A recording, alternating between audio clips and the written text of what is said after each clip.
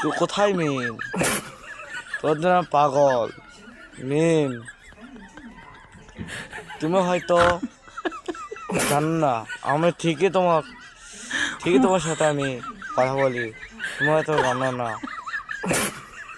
হয়তো তুমি একদিন ঠিকই বলবে যে তোমার চোখ জলে ঠিকই, চোখের জলে বুক ভেসে যায় আমার। তুমি হয়তো জানো না, ঠিকই আমি একদিন তোমার কাছে ঠিকই ফিরে যাব। তারপর একদিন তোমাকে দেখে মনে করবো কি তুমি আসলে এরা ফোকননি। তারপর আমি বলবো যে তুমি বলছো না যে তোমার কিছুই নাই।